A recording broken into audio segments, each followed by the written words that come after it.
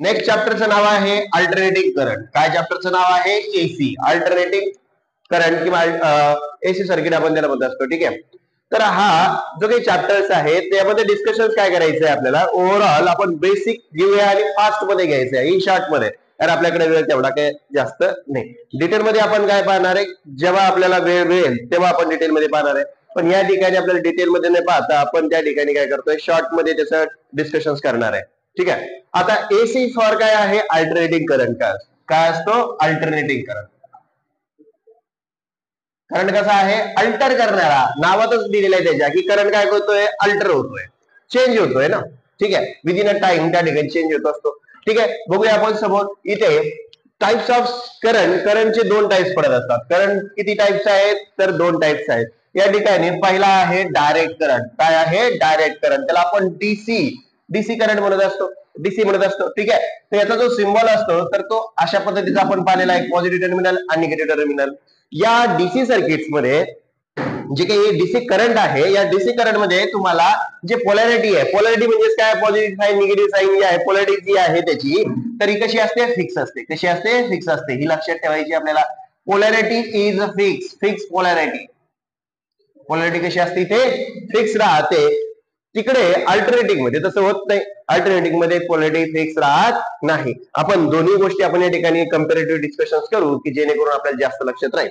आता इथे एक सर्किट दिलेलं आहे. इथे पाहायला मिळते आपल्याला की एक रेजिस्टर लावलेला आहे, इथे एक डीसी बॅटरी लावलेली आहे. त्यानंतर यातनं करंट जो आहे, तर बघा इथे ईएमएफ आहे. कसा आहे? तर कॉन्स्टंट आहे. म्हणजे या ठिकाणी पॉझिटिव्ह निगेटिव्ह टर्मिनल यातून जो करंट जातो आहे, दॅट आय जो करंट जातो आहे, तर तो कसा जातो आहे? कॉन्स्टंट त्या ठिकाणी करंट पाहायला भेटतो आहे.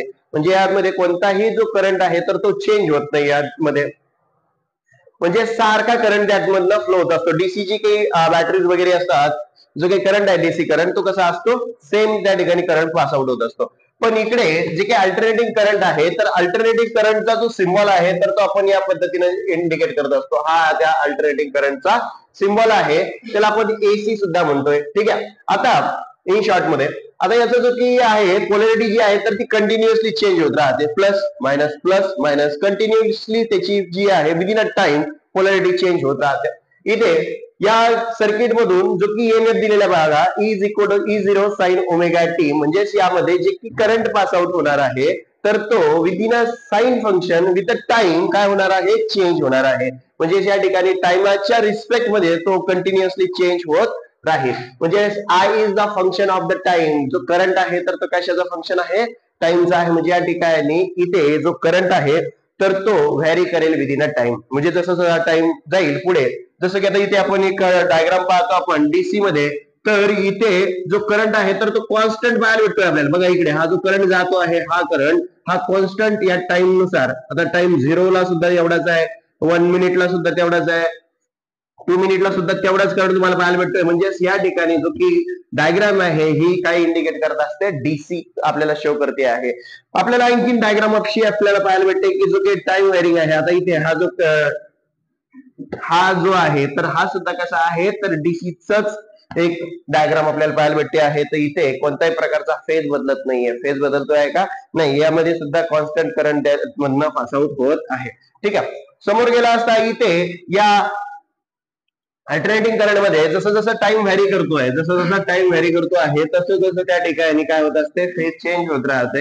इकडे प्लस, इकडे निगेटिव्ह, इकडे पॉझिटिव्ह, इकडे निगेटिव्ह, असं या ठिकाणी आपल्याला विदिन अ टाइम त्याची व्हॅल्यू जी आहे मॅक्झिमम मिनिमम आपल्याला पाहायला मिळत असते. ठीक आहे. पुढे गेल्यानंतर बघा potential difference across R and the current. या रेजिस्टर अँड द करंट मधला जो काही पोटेन्शियल डिफरन्स जो असतो इंडिपेंडेंट ऑफ टाइम, तर त्या ठिकाणचा जो काही टाइम आहे त्याच्यावर डिपेंड करत नाही डीसी सर्किट मध्ये. डीसी करंट जे काही आहे यामध्ये कोणत्याही प्रकारे जो की पोटेन्शियल डिफरन्स जो आहे कोणाच्या अक्रॉस मध्ये? रेजिस्टर अँड करंटच्या अक्रॉस मध्ये टाइम डिपेंडेंट नाहीये. म्हणजे तो टायमावर डिपेंड करत नाही. 1 मिनिटाला एवढा आणि 2 मिनिटाला एवढा असं तो सांगत नाही. त्या ठिकाणी जेवढा आहे तेवढाच तो, म्हणजे ते इंडिपेंडेंट आहे टायमाच्या, म्हणजे दे आर द कॉन्स्टंट. कसे आहेत? कॉन्स्टंट पाहायला भेटतात.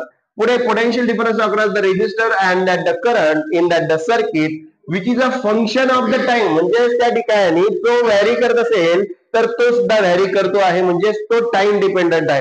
एका सेकंदाला 10 एम्पियर होता, 2 सेकंदाला 20 एम्पियर झाला, म्हणजे काय होतंय कंटिन्युअसली चेंजिंग त्या ठिकाणी आपल्याला पाहायला भेटतो आहे, म्हणजे हा टाइम डिपेंडंट आपल्याला पाहायला मिळतो. ठीक आहे.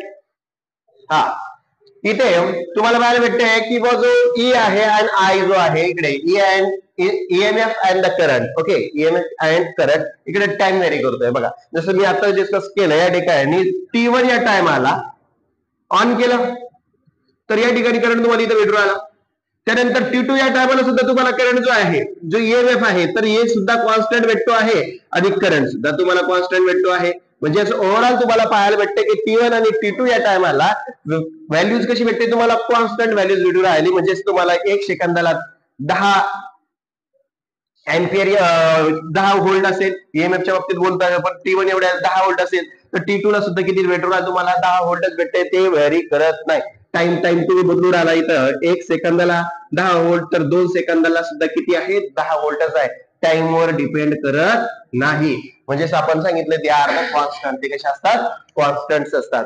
त्यानंतर अल्टरनेटिंग करंट मध्ये तसं नाहीये. अल्टरनेटिंग करंट मध्ये जो आहे तर करंट जो आहे तर तो टाइमचा फंक्शन आहे. म्हणजे जसं टाइम काय करेल, व्हॅरी करेल, जसं जसं टाइम स्पेंड होत राहील तसं जसं काय होईल, ईएमएफ किंवा जे काही करंट आहे तर तो काय होत राहील, व्हॅरी करेल विथ सायनोसॉइडल. कसा, विथ सायनोसॉइडल. म्हणजे या ठिकाणी I0 जो आहे तर त्याला आपण म्हणत असतो peak value of a current. Peak value of current, करंटची ही मॅक्झिमम व्हॅल्यू आहे. मॅक्झिमम व्हॅल्यू जी आहे तर त्याला आपण I0 इंडिकेट करतो आणि E0 असते तर पीक व्हॅल्यू कोणाची, तर पीक व्हॅल्यू ऑफ ईएमएफ त्याला आपण म्हणत असतो. ईएमएफ ची किंवा व्होल्टेज जी काय आहे तर ही पीक व्हॅल्यू आहे, त्याला आपण E0 ने इंडिकेट करत असतो. लक्षात कधीही ठेवायचं की ईएमएफ जे असतात आणि जे करंट आहे तर ते ईएमएफ ची व्हॅल्यू करंट पेक्षा ही मॅक्झिमम असणार आहे कधी पण. जसं की आपण पाहिलं की इथे लक्षात ठेवायचं बघा, इथे व्हॅल्यूज काय भेटते बघा, करंटची तर हे अशी भेटून राहिली तुम्हाला ग्राफ. म्हणजे इथे जी की मॅक्झिमम करंट आहे तुम्हाला इथं भेटून राहिला आणि मॅक्झिमम ईएमएफ तुम्हाला इथं भेटतोय. म्हणजे याची जी व्हॅल्यूज आहे ईएमएफ ची, peak value of EMF which is a greater than the कोणापेक्षा, तर करंट पेक्षा. करंट पेक्षा कधी लक्षात ठेवायचंय, नाहीतर तुम्ही दोन्ही ग्राफ एक सारखं दाखवू शकणार नाही. तुम्ही जर का म्हटलं की या ठिकाणी जर का दोघांच्या व्हॅल्यू सारख्या दाखवल्या तर त्या ठिकाणी दोघेही ग्राफ काय करतील, मिक्स करतील, असं नाही. तर जेव्हा याची काय आहे, peak value of EMF is greater than the current, हे कधी लक्षात ठेवायचंय तुम्हाला. पुढे व्होल्ट मीटर आणि I metre display the true value of voltage and current. DC मध्ये तुम्हाला काय होते, तर ट्रू व्हॅल्यूज तुम्हाला पाहायला भेटते. त्याची काही आय मीटर आणि व्होल्ट मीटर आहे. ॲमीटर कसे, व्होल्टमीटर काय, व्होल्टेज मेजर करण्यासाठी, ॲमीटर कशासाठी, करंट मेजर करण्यासाठी. हे जे व्होल्टमीटर ॲमीटर आहे तर व्होल्टेज आणि करंटची काय व्हॅल्यू दाखवतो, ट्रू व्हॅल्यूज दाखवतो, जी आहे ऍक्च्युअल मध्ये ती दाखवून देतो. पण अल्टरनेटिंग करंट मध्ये त्या ठिकाणी जे काही व्होल्टमीटर आहे आणि जो आय मीटर आहे which display the RMS value, काय दाखवत असतो, आरएमएस व्हॅल्यू. म्हणजेच काय, रूट मीन स्क्वेअर व्हॅल्यू त्या ठिकाणी आपल्याला दाखवत असतो. कोणाची, व्होल्टेजची आणि करंटची.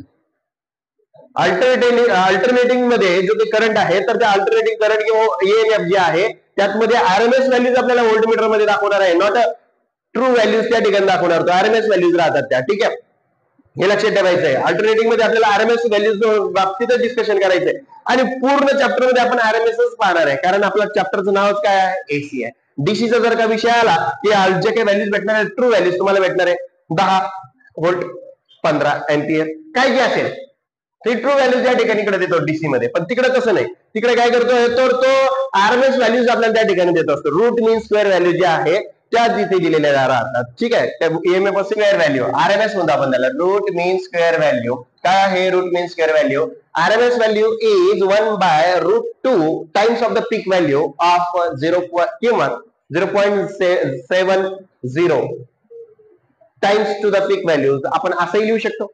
आरएमएस व्हॅल्यू जी आहे तर ती काय करतो आपण, तर आपण ऍव्हरेज जे आहे फॉर्म्युला त्यावरून आपण त्याला सॉल्व्ह करत असतो.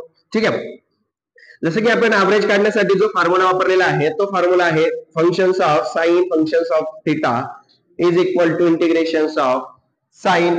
याला साइन न घेता आपण असं करूया, एक फंक्शन घेऊ, function with respect to time f of t is equal to integration 0 to t f of t into dt upon integration 0 to t dt, यामधून आपण ऍव्हरेज काढत असतो. ऍव्हरेज काढण्यासाठी हा जो सिम्बॉल आहे याला आपण ऍव्हरेज म्हणत असतो. याला काय म्हणत असतो आपण? ऍव्हरेज म्हणत असतो. लक्षात ठेवायचं, या सिम्बॉलला सुद्धा ऍव्हरेज म्हणायचं. जे काही फंक्शन दिलेलं असेल विथ रिस्पेक्ट टू टाइम ते इथं ठेवायचंय आणि ते आपण त्या ठिकाणी एक कम्प्लीट सायकल असेल किंवा टाइम पिरियड अर्धा असेल काय जे असेल तर त्या ठिकाणी आपण काय करू शकतो? ऍव्हरेज काढत असतो. इथे आरएमएस व्हॅल्यू काढत असताना आपण काय करतो आहे त्या ठिकाणी पहिले आपण त्याची ऍव्हरेज व्हॅल्यू काढतोय, त्याच्यानंतर आपण तिथे काय भेटतं आपल्याला त्याचा स्क्वेअर करतो आणि त्यानंतर त्याचा रूट काढत असतो. तर हे सगळं काढल्यानंतर तुम्हाला जी व्हॅल्यूज भेटते आहे आरएमएस इज इक्वल टू ती भेटते आहे तुम्हाला peak value of current upon square root of 2 ही व्हॅल्यूज आपल्याला भेटत असते. कशाच्या फॉर्मॅटमध्ये? करंटच्या बाबतीत. ठीक आहे. त्याच्यानंतर आपल्याला यालाच आपण असं लिहू शकतो 1 अपॉन स्क्वेअर रूट ऑफ 2 म्हणजेच काय आहे 0.707 ही अशी व्हॅल्यूज असते. म्हणजे या व्हॅल्यूजला आपण असं लिहू शकतो की RMS is equal to 0.707 into the peak value of that करंटची जी की मॅक्झिमम व्हॅल्यू असेल, पीक व्हॅल्यू जी असेल त्याने 0.707 ला मल्टिप्लाय केलं तर तुम्हाला आरएमएस व्हॅल्यू मिळणार आहे.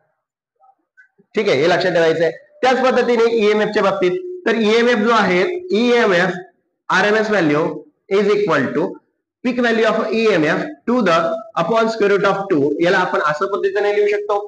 त्यानंतर आपल्याला जर काही याची पीक व्हॅल्यू जर काढायची असेल आणि तुम्हाला आरएमएस व्हॅल्यू माहित असेल किंवा तर इथे काय करणार हा जो स्क्वेअर रूट ऑफ 2 आहे तो मल्टिप्लाय इकडे गेला तर काय होईल? डिवाइड होईल. मल्टिप्लाइड डिवाइड आहे म्हणजे इकडे काय जाईल? मल्टिप्लाइड होईल. म्हणजे इथे तुम्हाला E0 is equal to ERMS into square root of 2 तुम्हाला पीक व्हॅल्यू काढण्यासाठी जर तुम्हाला ERMS ची व्हॅल्यू दिलेली आहे तर तुम्ही पीक व्हॅल्यू काढू शकता. ठीक आहे. यालाच आपण कसं लिहितो तर ERMS is equal to square root of बघा रे E0 स्क्वेअर रूट ऑफ 2 ची व्हॅल्यू काय भेटली? 1 अपॉन स्क्वेअर रूट ऑफ 2 ची व्हॅल्यू आपल्याला 0.707 into peak value of E0 त्याला अशा पद्धतीने लिहू शकतो. ERMS आणि IRMS जे आहे तर त्या व्हॅल्यूज आपल्याला I0 upon square root of 2 म्हणा किंवा 0.707 इनटू पीक व्हॅल्यू त्याला आपण तसंही लिहू शकतो. ठीक आहे. याचं डेरिव्हेशन आहे ते डेरिव्हेशन आपण इथे सॉल्व्ह करणार नाही. फक्त डेरिव्हेशन सॉल्व्ह करण्यासाठी आपण ऍव्हरेज वाला फॉर्म्युला वापरतो. आपण त्याचा स्क्वेअर करतो आणि त्यानंतर त्याला रूट मध्ये टाकतो. त्यामध्ये टाकल्यानंतर आपल्याला ही व्हॅल्यू भेटते. ठीक आहे. हे डायरेक्ट आता इथे आपण एक्सप्लेनेशन ते देणार नाही. ठीक आहे. फक्त आपल्याला दोन फॉर्म्युले लक्षात ठेवायचे. काय काय? RMS is equal to peak value upon square root of 2 किंवा 1 अपॉन स्क्वेअर रूट ऑफ 2 ची व्हॅल्यू 0.707 असते. त्यानंतर ERMS व्हॅल्यूज काय आहे? दोघांचे सारखेच असतात. काय आहे? E0 upon square root of 2 म्हणजे 0.707 into 10 e raised to the power E0. Okay. Peak and RMS values of the voltage and current आपल्याला दिलेला आहे. तर तो जो की ग्राफ आहे तर पीक व्हॅल्यू आणि व्होल्टेज त्या ठिकाणी आपल्याला कोणाचा? करंट आणि व्होल्टेजचा त्या ठिकाणी पीक व्हॅल्यूज आपल्याला दिलेले आहे किंवा आरएमएस व्हॅल्यू सुद्धा दिलेले आहे. बघा हा जो ग्राफ आहे तर सायनुसॉइडल पाहायला भेटतो आपल्याला. व्होल्टेज ग्राफ आहे आता हा म्हणजे इथे जो की EMF आहे विथ टाइम टी. ठीक आहे. तर हा व्हॅरी करतोय असा सायनुसॉइडल व्हॅरी करतोय. ही जी आहे तर ही मॅक्झिमम व्हॅल्यू आहे. मॅक्झिमम व्हॅल्यू इथून तर इथपर्यंत त्यांनी केलेली मॅक्झिमम व्हॅल्यूज आहे. ठीक आहे. That is a peak value. ठीक आहे. तर पीक व्हॅल्यू किती दिलेली आहे तुम्हाला इथे? That is the E0 is equal to 10 square root of 2 that equal to 14.1 volt. ठीक आहे. म्हणजे ARMS व्हॅल्यू जर तुम्हाला काढायची असेल ARMS व्हॅल्यूज तर ARMS व्हॅल्यूज काय भेटेल सांगा बरं या फॉर्म्युल्यावर. समजा तुम्हाला काय दिलेलं आहे? पीक व्हॅल्यू तुम्हाला दिलेली आहे 10 स्क्वेअर रूट ऑफ 2 एवढी दिलेली आहे. काय दिलेली आहे? E0 is equal to 10 square root of 2 दिलेली आहे आणि तुम्हाला काय करायचं आहे? ARMS चा फॉर्म्युला जस्ट आपण अगोदर पाहिला. काय आहे? Peak value of EMF upon square root of 2. आता बघा इथे स्क्वेअर रूट ऑफ 2 च्या फॉर्मॅट मध्ये आहे. क्वेश्चन आहे आपल्याला क्वेश्चन, त्यामुळे आपण तिथे व्हॅल्यूज टाकणार. आपण ARMS is equal to E0 ची व्हॅल्यू काय दिलेली आहे तुम्हाला? तर 10 स्क्वेअर रूट ऑफ 2 दिलेली आहे. ती टाका तिथे 10 स्क्वेअर रूट ऑफ 2 अपॉन किती रे? Square root of 2 upon square root of 2 cancel झालं तर म्हणजे ARMS व्हॅल्यू काय भेटू आली तुम्हाला? तर ती भेटते 10 व्होल्ट. काय भेटते तुम्हाला? 10 व्होल्ट भेटते. लाईक त्याच पद्धतीने इथे काय दिले तुम्हाला? करंट दिलेला. एक एक्झाम्पल दिलेलं आहे. असं नाही की त्या ठिकाणी व्हॅल्यू एवढीच असते म्हणून असं फिक्स नाहीये. ठीक आहे. आता इथे तुम्हाला हा करंट वर्सेस टाइम तुम्हाला ग्राफ दिलेला आहे. तो सुद्धा एक सायनुसॉइडल आहे म्हणजे साइन फंक्शन वाला इक्वेशन. असं काय मिळतंय बरं या ठिकाणी? हे जे की ग्राफ आहे असंच काय मिळतो? कारण दिलेलं जो करंटचं जे फंक्शन आहे ते साइन फंक्शन आहे. जर कोसाइन असतं तर एक्स्ट्रीम पोझिशन पासून ग्राफ तयार झाला असता. इथे I is equal to I0 sine omega t वाला फंक्शन आहे विथ प्लस फाय, असं फंक्शन आपण पाहिलेलं आहे. हे साइन फंक्शन वाला असल्या कारणाने ओरिजिन मधून त्या ठिकाणी काय होतंय? ग्राफ ओरिजिनेट होतोय. हे सुद्धा ग्राफ ओरिजिनेट पासून ओरिजिनेट होतोय. इथे E is equal to E0 sine omega t वाला इक्वेशन आपल्याला पाहायला भेटते. ठीक आहे. इथे I0 पीक व्हॅल्यू जी आहे तर ती 2 अँपियर तुम्हाला दिली आहे. म्हणजे इथून इथपर्यंत जे अंतर आहे तर किती दिलेलं आहे तुम्हाला? 2 अँपियर दिलेला आहे. तुम्हाला RMS काढायचं आहे. RMS काढू शकता तुम्ही. RMS बरोबर काय भेटते तुम्हाला? IRMS is equal to I0 upon काय तर स्क्वेअर रूट ऑफ 2. आता I0 ची व्हॅल्यू काय दिलेली तुम्हाला? 2 अँपियर. इथं 3 लिहिली आपण 2 अपॉन स्क्वेअर रूट ऑफ 2. आता बघा बरं 2 अपॉन स्क्वेअर रूट ऑफ 2 जेव्हा स्क्वेअर रूट ऑफ 2 ला मल्टिप्लाय आणि डिवाइड केला, स्क्वेअर रूट ऑफ 2 ला मल्टिप्लाय डिवाइड केला तर इथे काय होऊन जाईल रे? Square root of 2 into upon square root of 2. बघा स्क्वेअर रूट ऑफ 2 आणि स्क्वेअर रूट ऑफ 2 म्हणजे काय भेटेल तुम्हाला? 2. काय भेटेल तुम्हाला? 2 square root of 2 upon square root of 2 into square root of 2 म्हणजे काय? 2 2 2 काय झालं? कॅन्सल. म्हणजे स्क्वेअर रूट ऑफ 2 तुम्हाला आन्सर भेटते. म्हणजे जो आरएमएस व्हॅल्यूज भेटलेली आहे तुम्हाला स्क्वेअर रूट ऑफ 2 आपल्याला भेटून राहिली. ठीक आहे. ओके. व्हॅल्यू और मीन व्हॅल्यू, ऍव्हरेज व्हॅल्यू आणि मीन व्हॅल्यूच्या बाबतीत आपल्याला डिस्कशन करायचं आहे. ऍव्हरेज व्हॅल्यू म्हणतो किंवा आपण त्याला काय म्हणत असतो? मीन व्हॅल्यू म्हणत असतो. ऍव्हरेज काढण्यासाठी आपण त्याला असा सिम्बॉल वापरत असतो किंवा त्याला ऍव्हरेजचा आपण कोणती जी व्हॅल्यूज आहे त्याला आपण AVG असं ऍव्हरेज लिहित असतो त्याच्या बेसला. ठीक आहे. किंवा त्याच्यावरती बार सुद्धा लिहित असतो. ठीक आहे. बार सुद्धा लिहित असतो. ठीक आहे. जस्ट आता अगोदरच आपण पाहिलं आहे की ऍव्हरेज काढण्यासाठी जो की आपण फंक्शन घेतलं होतं तर function f of t is equal to तुम्हाला काय भेटते? 0 to t f of t into dt upon integration 0 to t dt. या फॉर्म्युल्याने तुम्ही काय करू शकता? ऍव्हरेज काढत असता. लक्षात ठेवायचं तुम्हाला हा जो फॉर्म्युला आहे यावरून काढायचा आहे. ऍव्हरेज व्हॅल्यू जी आहे तर ती काय भेटते तुम्हाला? जेव्हा फुल सायकल साठी ऍव्हरेज तुम्हाला व्हॅल्यूज करायची आहे करंटची तर ती काय व्हॅल्यू भेटते तुम्हाला? 0 भेटते. व्हॅल्यूज फाइंड आउट करण्यासाठी आपण हा जो फॉर्म्युला आहे यावरून आपण काढू शकतो. ऍव्हरेज व्हॅल्यूज जी आहे तर ती भेटते आपल्याला 0.637 times that the peak value over the half cycle. Half cycle साठी भेटते तुम्हाला and 0 for the entire cycle. पूर्ण एंटायर सायकल साठी तुम्हाला काय भेटणार आहे? 0 भेटणार आहे. हिची सायकल आहे. सायकल म्हणजे काय? Formation of one wave. Formation of wave म्हणजे या ठिकाणी इथून सुरुवात झाली आणि इथे येऊन पोहोचली. हे जी आहे ती कंप्लीट वन सायकल आहे. या कंप्लीट वन सायकल साठी जर का मी ऍव्हरेज काढलं प्लस मायनस काय होऊन जाईल? कॅन्सल होऊन जाईल. म्हणजे या ठिकाणी ऍव्हरेज व्हॅल्यू तुम्हाला काय भेटणार आहे? 0 भेटणार आहे. फक्त ऍव्हरेज व्हॅल्यू तुम्हाला कुठे भेटते? तर ती फक्त एका अर्ध्या सायकल साठी तुम्हाला मिळणार आहे. इथून इथपर्यंत काढा किंवा इथून इथपर्यंत काढा, ऍव्हरेज हाफ सायकल तिथे मिळणार आहे. जेव्हा तुम्ही दोघांची व्हॅल्यू जर का आपण काय अडॅप्ट करतो तर व्हॅल्यूज जी भेटते तुम्हाला 0 भेटत असते. इथे काय दिलेलं बघा? ऍव्हरेज व्हॅल्यू जी काही आहे तर ती भेटते तुम्हाला I average is equal to 2 upon pi. ही व्हॅल्यूज भेटत असते तुम्हाला 2 अपॉन पाय इंटू द पीक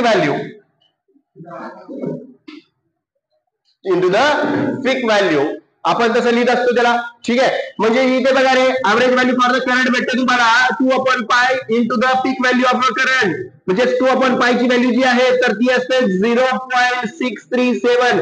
याला 3.14 डिवाइड केला असता 2 ला तर तिथे भेटते तुम्हाला 0.637 इंटू द पीक व्हॅल्यू. म्हणजे average is equal to 0.637 into the I0. ही जी व्हॅल्यूज आहे ह्या दोन व्हॅल्यूज तुम्हाला लक्षात ठेवायचं आहे फॉर्म्युले. कशाचे? तर करंटच्या बाबतीत डिस्कशन्स आहे. ऍव्हरेज फक्त तुम्हाला कुठे भेटणार आहे? हाफ सायकल साठी भेटतंय. कंप्लीट सायकल साठी ऍव्हरेज काय भेटते बघा तुम्हाला? ऍव्हरेज ऑफ करंट किंवा average of EMF for the full cycle. पूर्ण सायकल साठी ते काय भेटते तुम्हाला? 0 भेटत असते. त्यानंतर इथे भेटते तुम्हाला बघा average value over the half cycle. तुम्हाला जी काही आता मी जस्ट लिहून दिलेला आहे बघा, ही करंट साठी आहे आणि EMF साठी काय भेटते तुम्हाला? EMF साठी ऍव्हरेज व्हॅल्यू जी आहे तर ती भेटते तुम्हाला 2 upon pi into the peak value of EMF. And याला अदर याच्यामध्ये लिहितो आपण E average is equal to 0.637 into E0. Okay.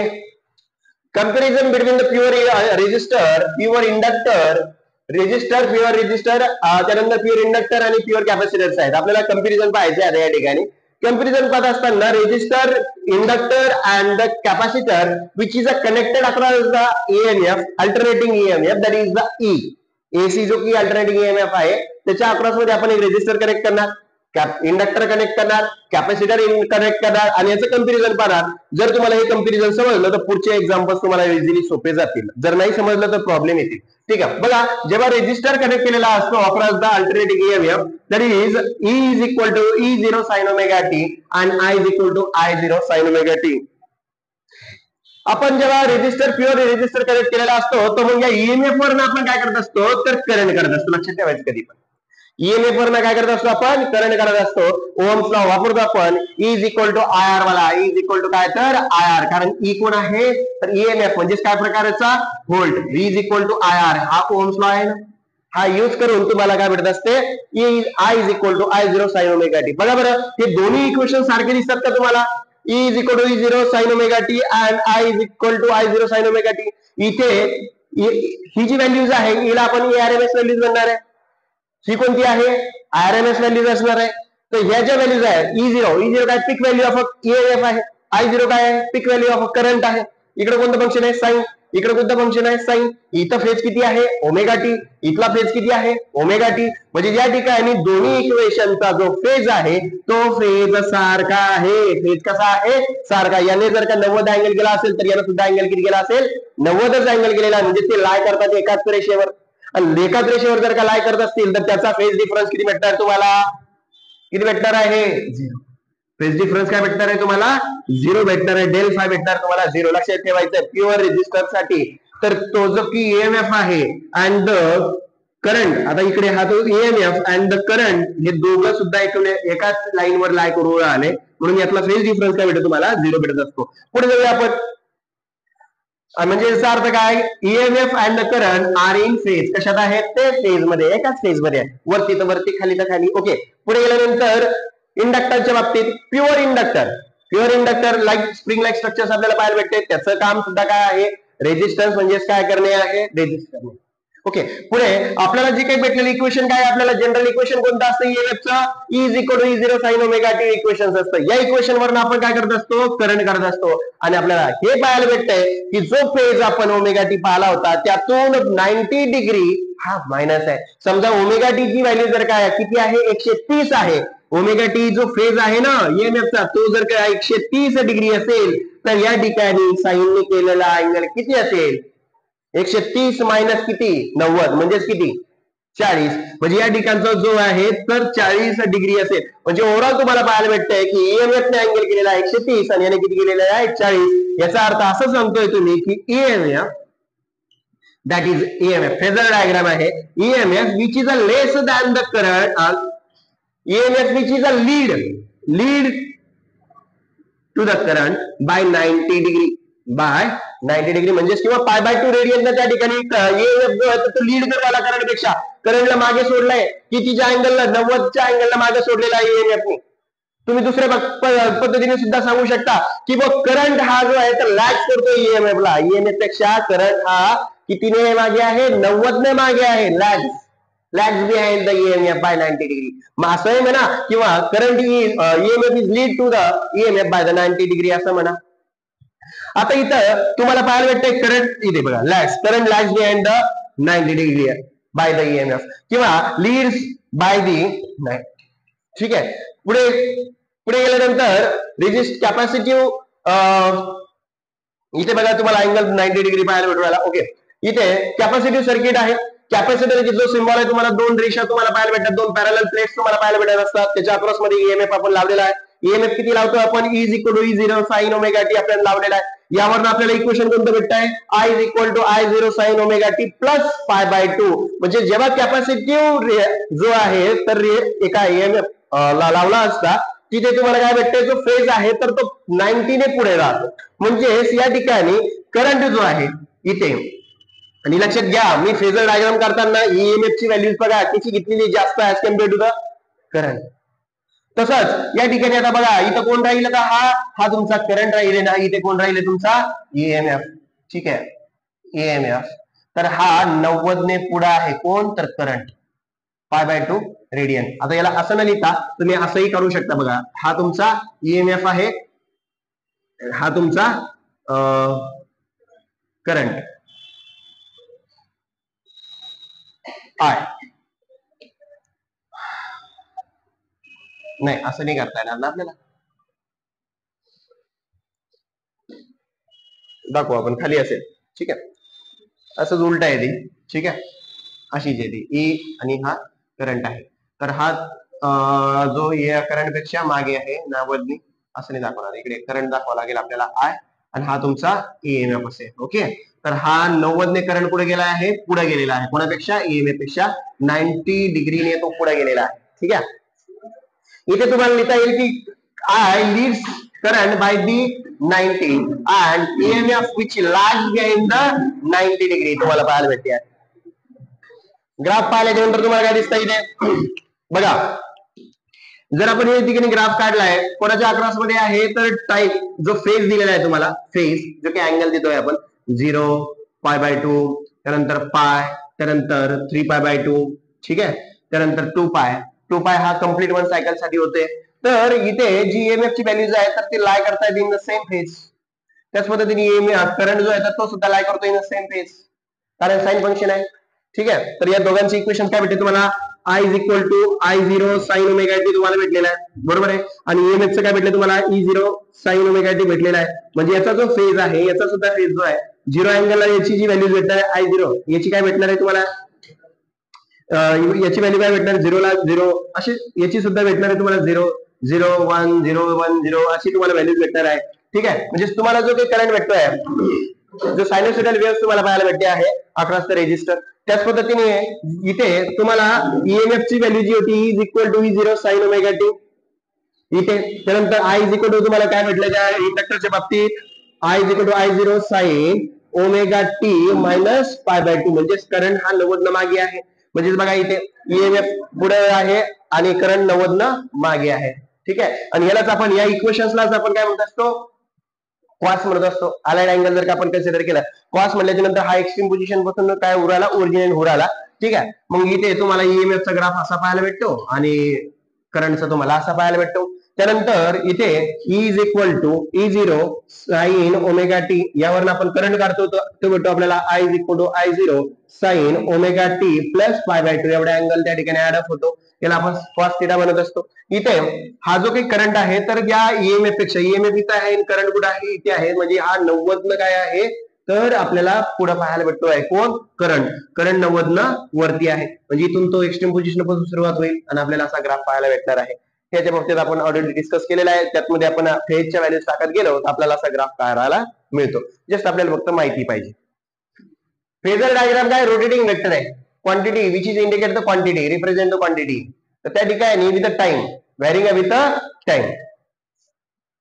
Phasor diagram काय आहे, which is a rotating vector indicate the quantitative measure of with time, that is the phasor आपण त्याला म्हणत असतो. त्याचं डिस्कशन जाता इथे बघा. ही फेजर डायग्राम तुम्हाला पाहायला भेटते आहे.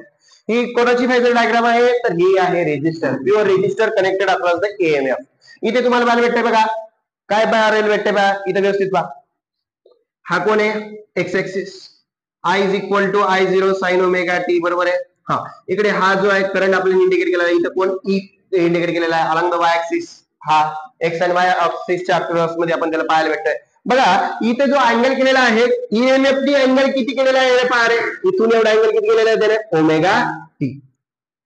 पीक व्हॅल्यू किती भेटते तुम्हाला, E0 किती भेटतो तुम्हाला पीक व्हॅल्यू E0. तर त्याच पद्धतीने करंट जो आहे तर त्याला सुद्धा किती अँगल केलेला आहे, ओमेगा टी. अगोदरच सांगितलंय मी, फेज डिफरन्स काय त्यांचा 0 आहे, म्हणजे दोघांनी अँगल सारखाच केलेला आहे. म्हणजे इथून हा जो भेटते तुम्हाला I0 व्हॅल्यू त्याच्यापेक्षा थोडी कमी भेटत असते.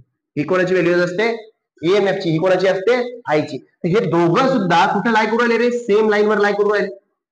ठीक आहे, फेज डिफरन्स त्यातला 0 आहे. पुढे जा, फेजर डायग्राम बघा कशाची, तर ही इंडक्टरची आहे. इथे पाहायला भेटते आपल्याला एक्स ऍक्सिस, हा तुमचा कोण आहे, तर हा तुमचा वाय ऍक्सिस. इथे बघा तुझं I0 साइन ओमेगा टी इकडे आहे, कारण इथे तुम्ही पाहिला आहे की हा जो E0 आहे बघा इथं, याची लाईन बघा कशी लांब आहे आणि कशी आहे, शॉर्ट आहे.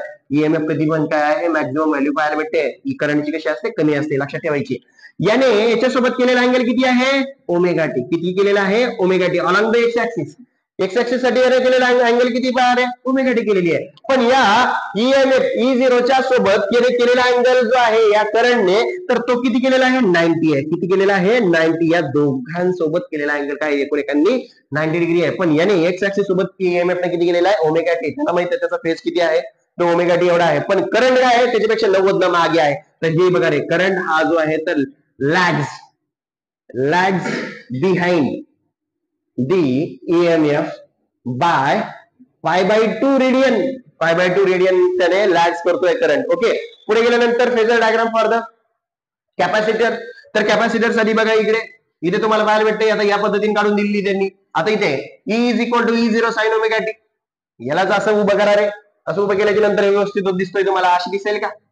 आता हा तुमचा x axis, okay, x axis आणि तुमचा कोणता, वाय ऍक्सिस. आपण उभं करू आपल्या पद्धतीने. ओके, जाऊ दे. इथे या रेजिस्टर जेव्हा आपण एसीच्या अक्रॉस मध्ये लावलेला आहे, तर आपल्याला ओम्स लॉ आपण यूज करणार आहे. E = IR. तिथे पॉवर जी आहे तर ती ऍव्हरेज भेटते आहे, तर I² × R आपल्याला पॉवर ऍव्हरेज भेटत आहे. ठीक आहे, = पॉवरचा जी काही फॉर्म्युला आहे तर तो असतो instantaneous EMF × the instantaneous current. हे लक्षात ठेवायचं आहे. P = I. त्यानंतर आपण त्याचा ऍव्हरेज करत असतो, P बार करत असतो, त्यानंतर व्हॅल्यूज टाकतो, त्यानंतर ऍव्हरेज काढत बसतो.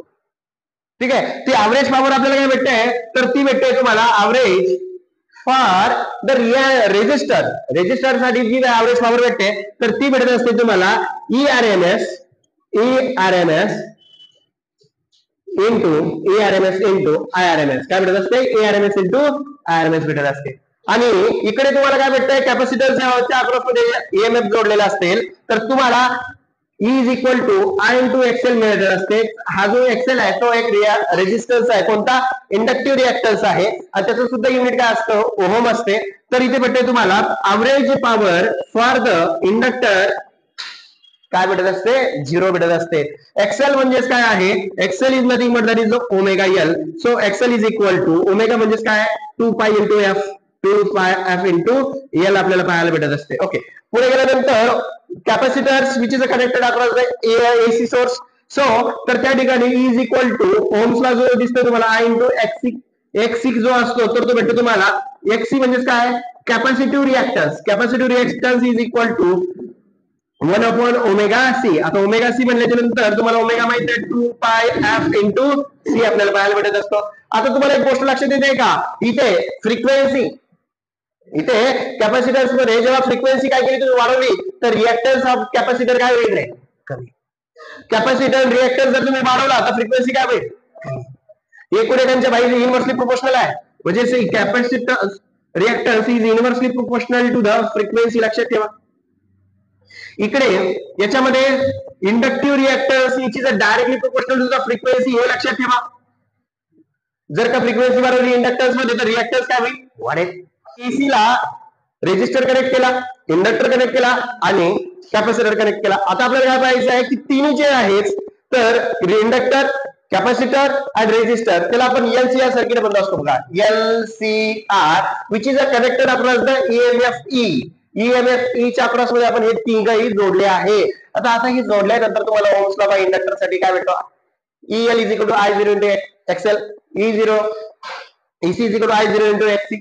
ओम्स लॉ आहे across the capacitor, across the inductors, across the resistors. Okay, आता इथे तुम्हाला जो की फेजर डायग्राम आहे इंडक्टरच्या अक्रॉस मध्ये, तुम्हाला काय भेटते की EMF which is a lead to the current by the 90 degree. त्यानंतर current which is a lead to the EMF by the 90 degree in capacitor आणि रेजिस्टरच्या बाबतीत तुम्हाला माहित आहे दोघं सुद्धा एकाच याच्यावर लाय करतात. इथं फेज डिफरन्स किती आहे, 0. इथे किती आहे रे, इथं -π/2. इथे किती आहे, +π/2. इथे किती आहे रे, 0. ठीक आहे, ओके. हा, पुढे गेला असता फेजर डायग्राम वगैरे. आता इथे इम्पिडन्स ट्रायंगल काय आहे, आता इम्पिडन्स ट्रायंगल जो आहे, तर याला आपण इम्पिडन्स जो आहे ते Z ने इंडिकेट करत असतो. झेड ना Z square is equal to R square plus XL minus XC चा square that is Z is equal to बेटा तुम्हाला हे लक्षात ठेवायचं तुम्हाला square root of R square plus XL minus XC चा square that is the impedance. यालाच काय म्हणतो असतो आपण इम्पिडन्स. आणि त्या impedance which is a ratio हा झेड जो असतो ना तर हा झेड रेशिओ असतो peak value of current to the peak value of EMF. काय असतो impedance that the peak value of EMF to the peak value of EMF राहतो. ठीक आहे. पुढे गेल्यानंतर आपण काय करतोय त्याचा ऍव्हरेज जो की फेजर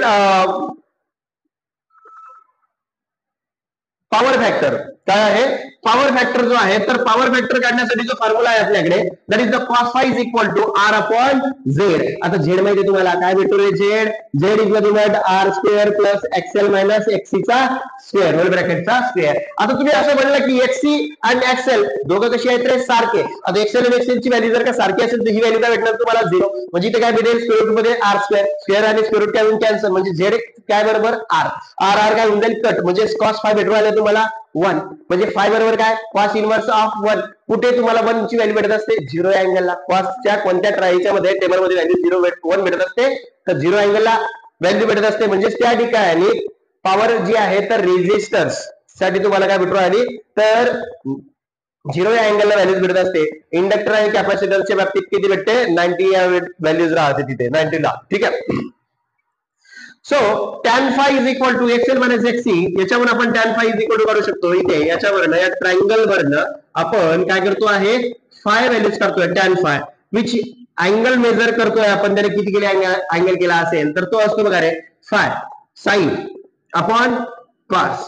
साइन काय आहे तर XL minus XC upon cos काय आहे तर आर आहे काय आहे आर आहे. ठीक आहे. म्हणजे tan phi is equal to XL minus XC. पुढे गेल्यानंतर इम्पिडन्स म्हणजे कोण रे तर झेड. इम्पिडन्स म्हणजे कोण Z. Okay. Is the net म्हणजे काय total oppositions offer by the LCR collectively to the flow of alternating current. तर त्या ठिकाणी ते इम्पिडन्स काय करतोय तर टोटल अपोज करतोय offer by the LCR collectively to the alternating EMF in the circuit. जो काही करंट त्यातनं सर्किट मध्ये जो फ्लो करू आला ना या तिघांनी मिळून जो टोटल इम्पिडन्स जी आहे या तिघांनी मिळून त्या ठिकाणी येणारा जो करंट आहे या सर्किट मध्ये त्याला अपोज करतोय. हे सगळ्यांचं काम काय रे सगळ्यांचे काम अपोज करणे. ठीक आहे. मग हे टोटल ईएमएफ जी आहे that is the impedance is equal to square of R square plus XL minus XC चा square. Impedance also that is also unit काय असणार त्याचं ओम. काय रेजिस्टन्स म्हणलं की तुम्हाला माहित आहे आणि रिएक्टन्स म्हणलं तर तो जो टर्म्स आहे. ठीक आहे. रिएक्टन्स अँड रेजिस्टन्स काय value is the same. Resistance मध्ये आणि रिएक्टन्स मध्ये काय डिफरन्स आहे बघा. Value is the same for the AC आणि डीसी. एसी आणि डीसी मध्ये रेजिस्टन्सची व्हॅल्यू जी आहे काय असते त्यामध्ये सारखी असते. पण रिएक्टन्स मध्ये काय आहे मिनिंगफुल ओनली इन एसी. कशामध्ये AC. Resistance in the DC is either तर 0 असते किंवा इन्फिनिटी असते. रिएक्टन्स जी आहे कोणासाठी डीसी मध्ये एकतर 0 असते किंवा इन्फिनिटी असते. फक्त ते कशामध्ये बाहेर भेटते आपल्याला ते कशामध्ये कामाचं आहे फक्त एसी मध्येच कामाचं आहे रिएक्टन्स. ठीक आहे. Value of does not depends on frequency. मला सांगा इकडे रेजिस्टन्स जो आहे तर फ्रिक्वेन्सीवर डिपेंड करत नाही पण इकडे value depends on the frequency. आपण पाहिलं आता एक्सएल इज इक्वल टू काय तर omega L. So XL is equal to काय तर 2 pi F into L. So XL is directly proportional to the F. जर फ्रिक्वेन्सी वाढली तर एक्सएल सुद्धा काय होणार आहे वाढणार आहे. म्हणजे विच इज अ रिएक्टन्स आहे. कोणता इंडक्टिव्ह रिएक्टन्स आहे हा. Inductive reactance which is a depends upon the frequency.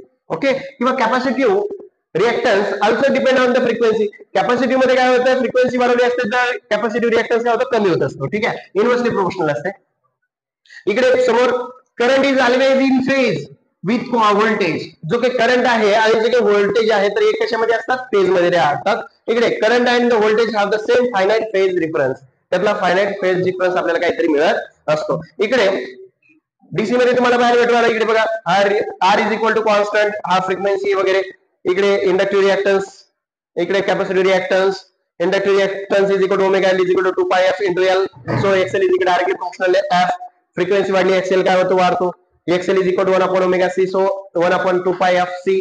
Frequency वाढवली असतं तर काय होते एक्सी काय होतं कमी होतो. हे ऑलरेडी आपण इथे डिस्कशन केलेलं आहे. ओके. चला समोर पहा बरं हे डिस्कस केलं का आपण अगोदर केलेलं आहे. रेजिस्टरच्या अक्रॉस मध्ये आपण अल्टरनेटिंग ईएमएफ लावला असता तर रेजिस्टर मध्ये एनर्जी जी आहे, जे पॉवर जी आहे, तर ती काय होते, डिसिपेट होते, काहीतरी खर्च होते.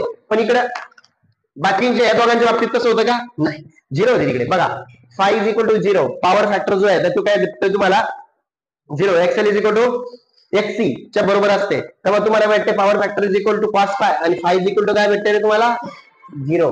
झिरो भेटणार आहे कुठं, कारण 1 ची व्हॅल्यू कुठे भेटत असते. Alternating current in a circuit is given by I is equal to 20 sin 100 pi t plus 0.05 pi ampere.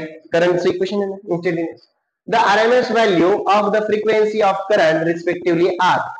तुम्हाला काय विचारलेलं आहे, RMS values, the RMS value and the frequency of current. Current ची RMS व्हॅल्यू काय असेल आणि त्याची frequency काय असेल ते विचारलेलं आहे. तुम्हाला क्वेश्चन माहिती समजला का क्वेश्चन. हे कोण आहे, डायरेक्ट इक्वेशन दिलंय तुम्हाला आयचं, तर ते घ्या, ते लिहा आणि त्याला कम्पेअर करा बरं पटकन. I is equal to 20 sin 100 pi t plus 0.05 into pi ampere भेटले ना. करंट इक्वेशन तुम्हाला माहिती आहे, I is equal to काय, तर I0 sin omega t plus five असते. चला बघ सोडवा. इथे I0 ची व्हॅल्यू किती दिली तुम्हाला, पीक व्हॅल्यू कम्पेअर जर केल्या दोन इक्वेशन्सला, तर I0 ची व्हॅल्यू किती दिली तुम्हाला, 20. ओमेगा किती दिलेला आहे तुम्हाला, 100 पाय. किती दिलेला आहे, 100 पाय, म्हणजे ओमेगा दिलाय तुम्हाला 100 पाय. Okay okay. तो काय विचारतोय तुम्हाला, RMS value of current and the frequency. आता मला सांगा RMS value of current, RMS चा फॉर्म्युला काय सांगतो रे, I0 upon square root of 2, बरोबर आहे. इथे I is equal to IRMS is equal to I0 ची व्हॅल्यू काय दिलेली तुम्हाला, 20. काय दिलेली तुम्हाला, 20. इथे याला असं लिहिलं तर बघा बरं, 20 अपॉन स्क्वेअर रूट ऑफ 2, आणि तुम्हाला माहिती आहे 2 अपॉन स्क्वेअर रूट ऑफ 2 काय असते, 2 अपॉन स्क्वेअर रूट ऑफ 2 काय असते, स्क्वेअर रूट ऑफ 2 आहे की. म्हणजे याला आपण 2 गुणिले 10 लिहिलं चालेल का, 2 गुणिले 10 भागेला स्क्वेअर रूट ऑफ 2. 2 आपण स्क्वेअर रूट ऑफ 2 काय असते, तर स्क्वेअर रूट ऑफ 2, म्हणजे 10 गुणिले स्क्वेअर रूट ऑफ 2 बरोबर किती रे, 2 मध्ये दिलेला आहे. ठीक आहे. तर मला सांगा हे असेल किंवा हे असेल, दोन्ही पैकी एक असेल.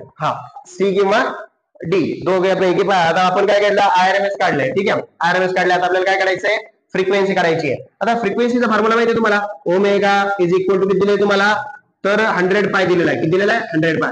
आता ओमेगाचा फॉर्म्युला माहिती तुम्हाला, 2 pi F, 2 pi F is equal to 100 पाय. बोला, पाय पाय कट, 2 5 जा 10, बरोबर आहे. म्हणजे किती रे, 50. एफ इज इक्वल टू किती मग, 50 हर्ट्स. फ्रिक्वेन्सी काय असते, हर्ट्स मध्ये. म्हणजे ऑप्शन सी आपलं करेक्ट राहील. आरएमएस व्हॅल्यूज आहे 10 square root of 2 ampere and the frequency आहे 50 hertz. Average value of voltage over the one cycle. One cycle साठी ऍव्हरेज काढत असतो का आपण, फक्त कोणासाठी निघते, इथून एवढ्यासाठीच ऍव्हरेज निघत असते. हाफ सायकल साठीच ऍव्हरेज भेटते आपल्याला. फुल सायकल साठी ऍव्हरेज काय भेटते, प्लस आणि मायनस काय होऊन जातं, कॅन्सल. तर मग ऍव्हरेज काय भेटलं तिथं, 0. बाकी काय दिलेलं आहे त्याच्याशी काय घेणं नाही, त्यांनी काढायचं काय ते विचारलेलं आहे. The average value of voltage, voltage म्हणजे EMF, E for the one cycle साठी काय, तर 0.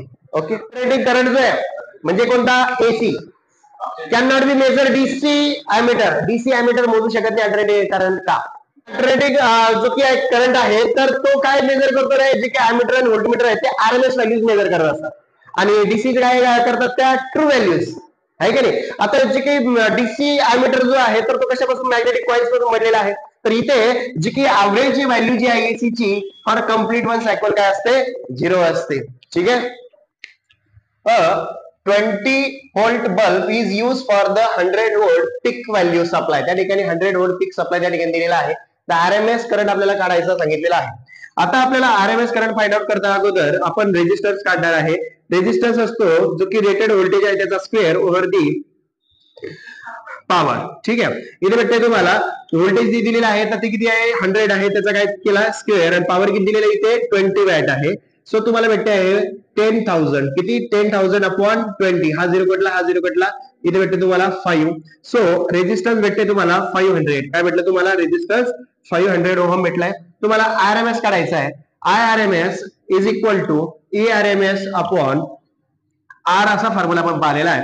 इथे IRMS is equal to ARMS ची व्हॅल्यूज असते E0 upon square root of 2. इथे व्हॅल्यूज टाकली असता E0 upon square root of 2 into R असा फॉर्म्युला लिहिला. इथे आपण व्हॅल्यूज टाकणार RMS is equal to E0 ची व्हॅल्यूज किती दिलेली आपल्याला 100. किती दिलेली आहे 100 square root of 2. Square root of 2 म्हणजे किती रे 0.707 अपॉन मध्ये आर ची व्हॅल्यू किती दिलेली तुम्हाला 500. आपण जी फाइंड आउट केली जस्ट आता 500.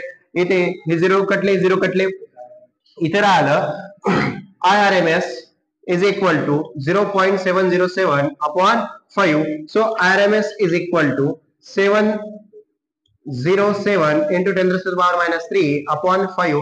जर याला सॉल्व केला आपण तर RMS is equal to भेटते तुम्हाला 0.14 एम्पियर एवढी त्या ठिकाणी RMS व्हॅल्यू भेटत. म्हणजे ऑप्शन सी आपल्याला भेटत आहे 0.14 ampere. A light bulb is rated 100 volt. काय क्वेश्चन दिलेला आहे एक लाईट बल्ब आहे which is rated 100 rated power ती ठिकाणी दिलेली 100 volt and for the 220 volt त्या ठिकाणी रेटेड व्होल्टेज जे आहे तर ती किती दिलेलं आहे तुम्हाला 220 व्होल्ट दिलेला आहे. Supply the resistance of the bulb म्हणजे आर काढा म्हणतो येतो त्या बल्बचं and the peak value of voltage त्या ठिकाणी तुम्हाला काढायला सांगितलेले म्हणजे पीक व्हॅल्यू ऑफ व्होल्टेज म्हणजे काय पीक व्हॅल्यू ऑफ व्होल्टेज म्हणजे काय E0 तुम्हाला काढायला सांगितलेला आहे of the source respectively R.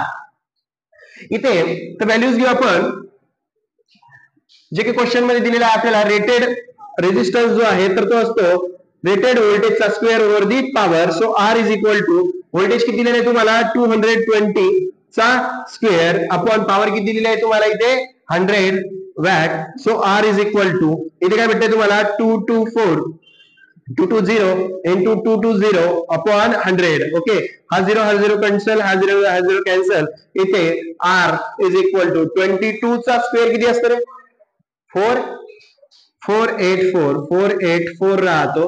म्हणजे रेजिस्टन्स तर तुम्हाला मिळाला तर 484 ओहम मिळाला म्हणजे 484 आणि या ठिकाणी 484. ऑप्शन बी आणि ऑप्शन सी मध्येच आपला आन्सर राहणार आहे. ऑप्शन ए आणि डी कॅन्सल झाले आता. ठीक आहे आता आपल्याला पीक व्होल्टेज आपल्याला काढायचं सांगितलेलं आहे of the source. Peak voltage म्हणजेच काय E0 तुम्हाला काढायचं सांगितलेलं आहे. काय असतं E0 इज नथिंग बट काय असतं रे इकडे ERMS बोला बरं ERMS is equal to E0 upon square root of 2 असते. बरोबर आहे. आपल्याला पीक व्हॅल्यू फाइंड आउट करायची आहे. So E0 is equal to ERMS into square root of 2. सांगा बरं E0 ERMS व्हॅल्यूज किती दिलेली तुम्हाला 220 किती दिलेलं आहे 220 into square root of 2. E0 is equal to याला जर आपण सॉल्व केलं तर हे भेटतं 311 किती रे व्होल्ट 311 व्होल्ट. म्हणजे ऑप्शन बी आपल्याला पाहायला भेटते. इफ अँड 8 ओहम रेजिस्टन्स काय दिलेलं आहे तुम्हाला 8 ओहम रेजिस्टन्स म्हणजे आर दिलेला आहे बरोबर आहे. अँड 6 ओहम रिएक्टन्स दिलेला आहे म्हणजे XC वगैरे दिलेला आहे तुम्हाला X दिलेला आहे. आर रिएक्टन्स आपण इंडिकेट करतो X ने. R present in AC series circuit. AC series circuit मध्ये त्या ठिकाणी कनेक्ट केलेला आहे. Then the impedance of the circuit will be तर त्या ठिकाणचा इम्पिडन्स काय असेल. इम्पिडन्सचा फॉर्म्युला तुम्हाला माहित आहे Z is equal to square root of R square plus X चा स्क्वेअर मायनस XC नाही आहे तिथे. ठीक आहे एक्स चा square. So Z is equal to square root of R किती आहे तुम्हाला इथे 8 चा स्क्वेअर प्लस 6 चा स्क्वेअर बरोबर स्क्वेअर रूट ऑफ 8 चा स्क्वेअर किती भेटतो 64 आणि 6 चा 36 बरोबर काय रे 64 आणि 36 किती 100 म्हणजे किती भेटते तुम्हाला 10. म्हणजेच ऑप्शन काय राहील आपलं 10 ohm. Option C. In the series of LCR circuit the inductive reactance XL तुम्हाला दिलेला आहे किती रे 10 ohm and the capacitive reactance दिलेला तुम्हाला XC किती दिलेला आहे 4 ohm. The resistance in the circuit is R दिलेला तुम्हाला किती तर 6 ओहम.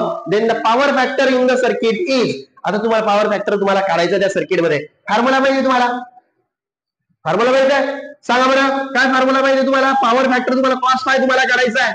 cos फाय म्हणजे त्या ठिकाणचा फाय जो आहे किती अँगल त्या ठिकाणी असेल म्हणजे व्हॅल्यूज काय आहे त्याची फाय काय राहायची तुम्हाला बघा. Z बरोबर काय रे स्क्वेअर रूट ऑफ आर चा square plus XL minus XC चा स्क्वेअर बरोबर आहे. टाका values. Z is equal to square root of R चा स्क्वेअर काय दिलेला आहे आर किती दिलेला आहे आर दिलेला आहे 6 किती दिलेला आहे 6 चा square plus XL XL XL किती दिलेला आहे 10 एक्सएल किती दिलेला आहे 10 ओहम आणि एक्सी किती दिलेला आहे तुम्हाला 4 10 मायनस 4 चा square Z is equal to बोला 6 चा स्क्वेअर किती 36 10 मधनं 4 गेले किती 6 चा स्क्वेअर 36 काय भेटते तुम्हाला Z is equal to 36 square root of 72 is equal to z is equal to square root of 2 into 36 so z is equal to 6 square root of 2 असं लिहू शकतो हा पुढे आपल्याला विचारलंय cos phi is equal to काय असते resistor upon the impedance असते so cos phi is equal to resistance किती दिलेला इथे रेजिस्टर किती दिलेला आहे 6 किती दिलेला आहे 6 झेड किती काढला आपण 6 square root of 2 6 square root of 2 म्हणजे काय घेतलं तुम्हाला 6 कॅन्सल झाला आन्सर काय राहिलं cos phi is equal to राहिलं 1 upon square root of 2 म्हणजे cos phi ची value 1 upon square root of 2 भेटते ऑप्शन सी म्हणजे cos phi तुम्ही फाइंड आउट केला तो भेटतोय तुम्हाला 1 upon square root of 2 okay power factor म्हणजे काय रे तुमचा cos phi is equal to resistance upon काय असते रे power factor is the ratio of true power to the apparent power किंवा apparent power to the true power या दोघांमध्येच कन्फ्युजन आहे आन्सर ए की option B option C option A true power the apparent power power factor which is a ratio of कशाचा असतो तर true power over दी apparent पॉवरचा असतो cos power factor that is the cos phi किंवा power factor आपण म्हणतो हे जो आहे power factor which is true power over the apparent power ठीक आहे हा दोघांचा रेशिओ असतो ठीक आहे म्हणजे ऑप्शन ए आहे आपलं आणि तो कसा येतो ERMS into IRMS into cos phi is equal to average power ठीक आहे आपण कसा पाहिलेला आहे तो ऍव्हरेज पॉवर काय असते रे LCR सर्किट जेव्हा LCR असेल तर ऍव्हरेज पॉवर काय असते इथली तर average power is equal to ते भेटते तुम्हाला ERMS into IRMS into cos phi okay तुम्हाला काय करायचंय cos phi करायचंय हे टर्म्स इकडे येऊन जाईल ठीक आहे ना आता ERMS अपॉन IRMS काय आहे that is the true power ठीक आहे तर इथे भेटते apparent power true power upon the apparent power that is the cos phi तुम्हाला पाहायला भेटतो ठीक आहे